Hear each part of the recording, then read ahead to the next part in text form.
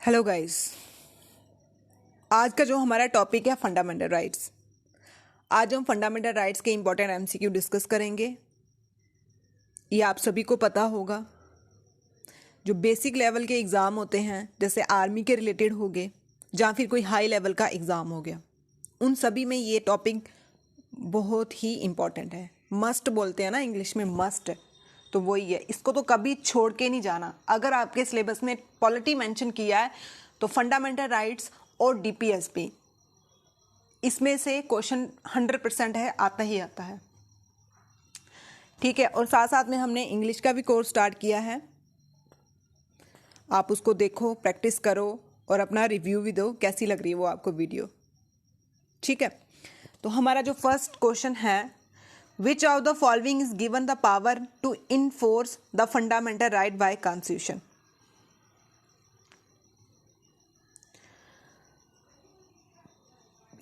किसको पावर दी है इन्फोर्स करने की बाय कॉन्स्टिट्यूशन? जो हमारा संविधान है 26 जनवरी 1950 में जो लागू हुआ था, ठीक है, रिपब्लिक डे हम बोलते हैं, जिसके फादर हैं भीमराव अंबेडकर, क्योंकि उन्होंने ही बनाया था, ड्राफ्ट बनाया था इसका। उसमें जो फंडामेंटल राइट है उसको इन्फोर्स कौन करता है, किसके पास पावर है, ये क्वेश्चन है। फंडामेंटल राइट्स होते हैं मौलिक अधिकार, ठीक है, और ये होते हैं जस्टिसेबल। अगर कोई इसका वायलेट करे तो आप इसको सुप्रीम कोर्ट और हाई कोर्ट में ले जा सकते हो। तो बस वही आंसर है इसका। कौन इन्फोर्स करता है? Supreme court and high court. I think you know, आप जानते हो, सुप्रीम कोर्ट सबसे बड़ा कोर्ट, हाई कोर्ट जो स्टेट या यूनियन टेरिटरी में होता है वो हाई कोर्ट, और जो डिस्ट्रिक्ट लेवल में होता है वो डिस्ट्रिक्ट कोर्ट। ठीक है। आप रिट लेके जा सकते हो। हाई कोर्ट में जाओगे आप कौन से आर्टिकल के अंदर? 226। सुप्रीम कोर्ट में जाओगे आर्टिकल 320। ये हमारे फंडामेंटल में भी मेंशन किया हुआ है, आर्टिकल 32, जिसमें रिट आती है।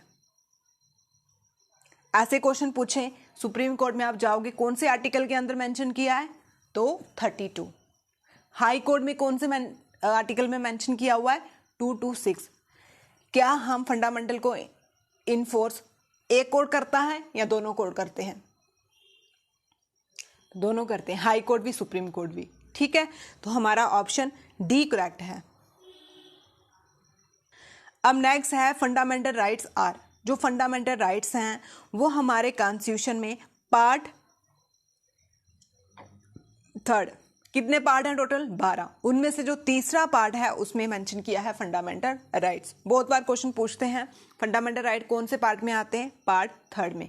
अब यहां पे है, ये जस्टिसेबल है, नॉन जस्टिसेबल है, फ्लेक्सिबल है या रिजिड है। ये क्या है? जस्टिसेबल।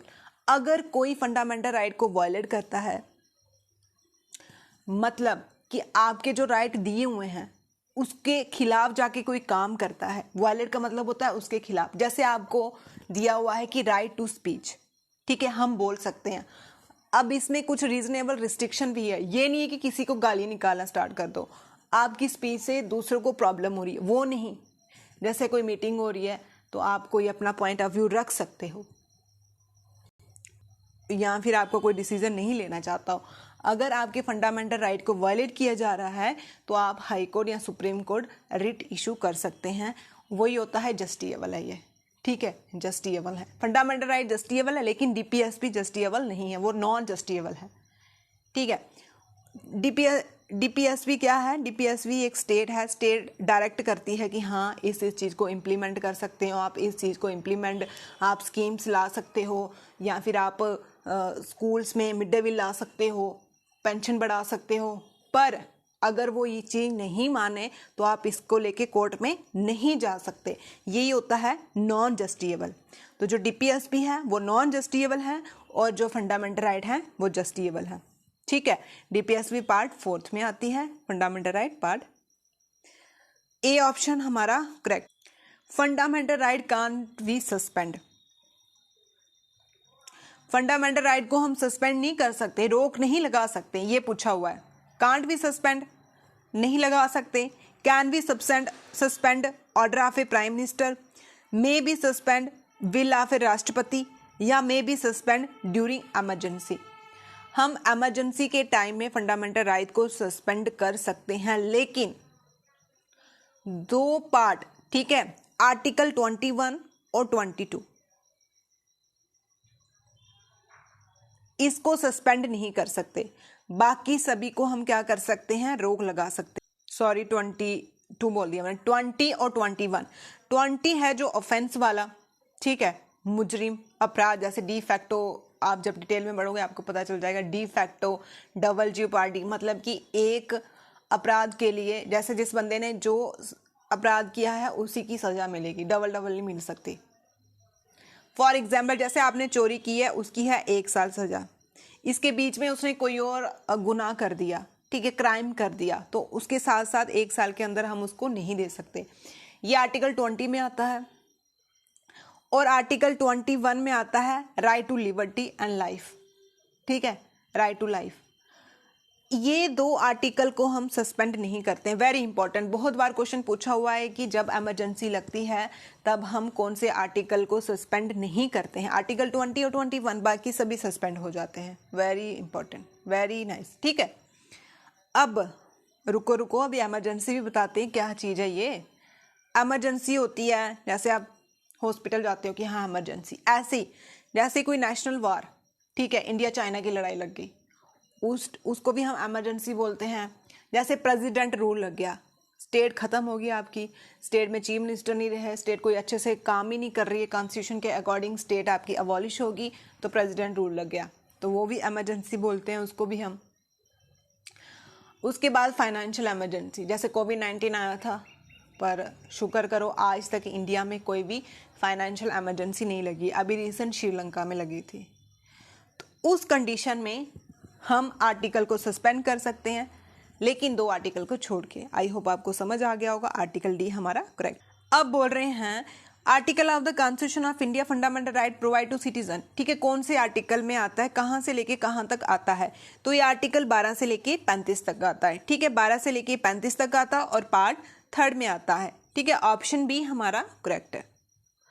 अब नेक्स्ट क्वेश्चन है, हमारे कॉन्स्टिट्यूशन में जो राइट टू फ्रीडम है, इसमें 4 आर्टिकल आते हैं, ये कौन से में कहाँ से लेके कहाँ तक आते हैं, ठीक है, ये 19 से लेके 22 तक आते हैं, 90 से लेके 22 तक। अब इसकी एक ट्रिक भी होती है, फॉलिक, ठीक है, क्या ट्रिक है, फॉलिक। 19 में आ गया राइट टू फ्रीडम, ओ 20 में आ गया ऑफेंस, ठीक है, जैसे डबल जेओपार्डी हो गया और सेल्फ डिस्क्रिमिनेशन हो गया, ठीक, और एल में आ गया, ये 21 है, तो क्या आ गया यहाँ पे, लाइफ या लिबर्टी, और यहाँ पे आ गया हमारा इविक्शन 22 में, और यही पूरे को हम बोलते हैं राइट टू फ्रीडम। आर्टिकल जो हमारा ए ऑप्शन है वो ठीक है, करेक्ट।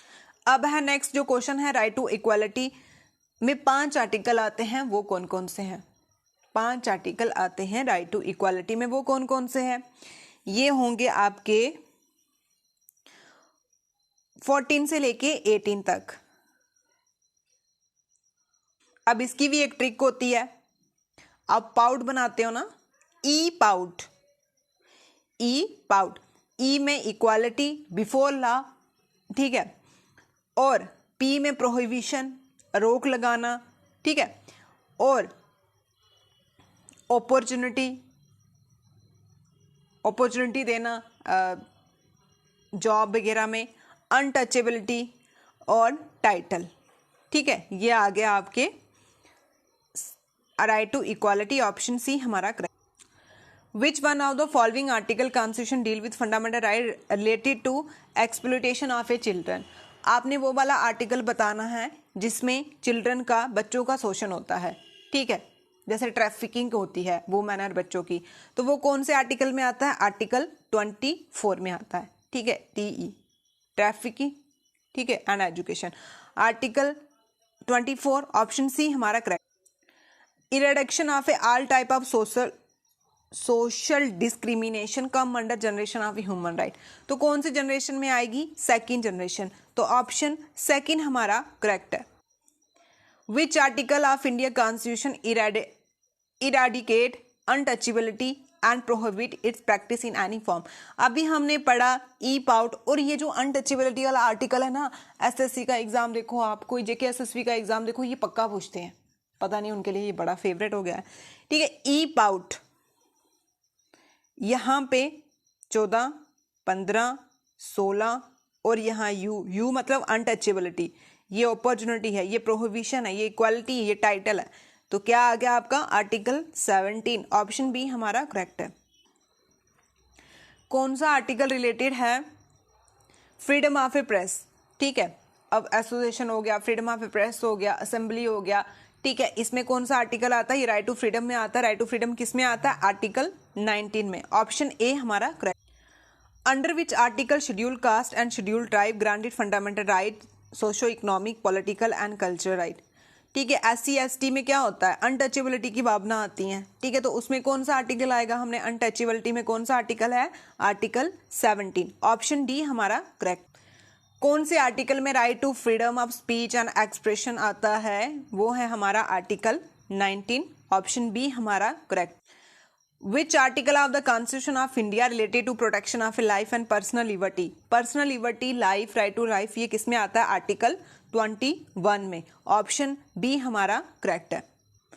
फ्रेंड्स, हमने फंडामेंटल राइट्स की ट्रिक की वीडियो भी डाली, आप प्लेलिस्ट में जाके देख लेना, चेक कर लेना, अगर अच्छी लगेगी तो देख लेना, नहीं लगेगी तो नहीं देखना। अब ये है, देखो यहाँ पे लैंग्वेज प्रॉब्लम है। ठीक है, अगर लैंग्वेज समझ आ गई तो ये बहुत इजी है। Which article Indian constitution protect person right to travel abroad? ठीक है, फॉरेन, तो ये राइट टू लाइफ में आ जाएगा। ऑप्शन सी हमारा करेक्ट है। मेनका गांधी केस बड़े। अब है article, according to article 25 constitution right to freedom of religious. ठीक है, आर्टिकल 25 में हमारा जो संविधान है वो हमें देता है फ्रीडम ऑफ ए रिलीजन। ठीक है, धर्म की आज़ादी देता है, लेकिन इनमें से कौन सा इसका सब्जेक्ट नहीं है? पब्लिक ऑर्डर है, हेल्थ भी है, मोरालिटी भी है, ह्यूमनिज्म नहीं है। ऑप्शन डी हमारा करेक्ट है। यहाँ पे ऐसे भी पूछ सकते हैं, right to freedom of religion कौन से आर्टिकल में आता है? आर्टिकल 25 में आता है। 24 में क्या आता है? Prohibition of a children, trafficking of a children and women की प्रोहिबिट करना। ठीक है, और 25 में right to freedom of a religion. Next question है कि article of Indian constitution wearing kirpan by Sikh deem as right to freedom of religion. ठीक है, वही। अब फ्रीडम ऑफ रिलीजन्स, धर्म में जो फ्रीडम होती है, जैसे किरपान, बुर्का पहनने की फ्रीडम, तो ये आर्टिकल 25 में मेंशन किया। हमारे कितने फंडामेंटल राइट हैं? पहले थे 7 फंडामेंटल राइट, अब कितने हैं? 6। इनमें से जो एक फंडामेंटल राइट था, राइट टू प्रॉपर्टी, उसको हटा के अब बना दिया है लीगल राइट। पहले फंडामेंटल राइट था राइट टू प्रॉपर्टी, अब लीगल राइट है वो। आर्टिकल 400 में आता है। और कौन सी अमेंडमेंट से इसको हटाया था? तो 44 अमेंडमेंट। ठीक है, 44 अमेंडमेंट की थी 1978 में। तो अभी हमारे कितने फंडामेंटल राइट हैं? 6 फंडामेंटल राइट है। पहले कितने थे? 7। कौन सा हटाया? Right to property. अब कौन सा बन गया है? वो लीगल राइट बन गया है।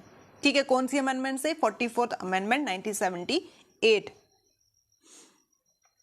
अब यहाँ है कि नॉट करेक्टली मैच। अब ये ध्यान देना होता है, ये कंफ्यूज करता है। नॉट करेक्ट पूछा हुआ है। तो आर्टिकल 23 में trafficking in human beings and force labour की होती है, ये सही बात है। Protection of interest of minority, जो माइनॉरिटी के इंटरेस्ट को, जैसे आप शेड्यूल एरिया में चले जाओ, ट्राइब के एरिया में चले जाओ, उनके कुछ कल्चर होते हैं, उनको प्रोटेक्ट रखना, उन पे हंसना नहीं। आपने एक बार अंडमान निकोबार का केस भी देखा होगा। ठीक है, तो उसको कौन से आर्टिकल में डाला हुआ है? आर्टिकल 29। ये ठीक है। आर्टिकल 2 कॉन्स्टिट्यूशन रेमेडी, जिसमें रिट आती हैं, वो आर्टिकल 32 में है।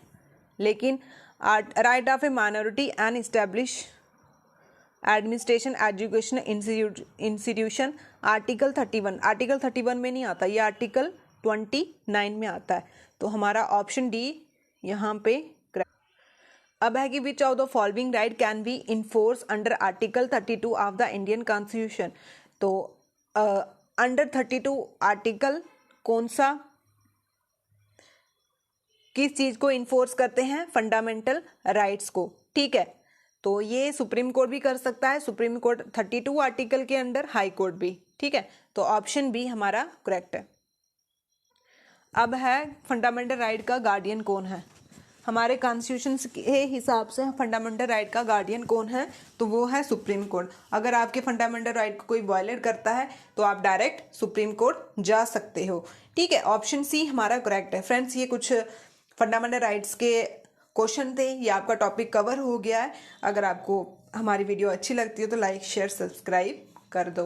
हाँ, अगर कुछ गलती भी होती है वो भी बता दिया करो, हम नेक्स्ट टाइम उसको मतलब उसको इम्प्रूव करेंगे और नेक्स्ट टाइम हम एक परफेक्ट वीडियो बनाएंगे। Thank you.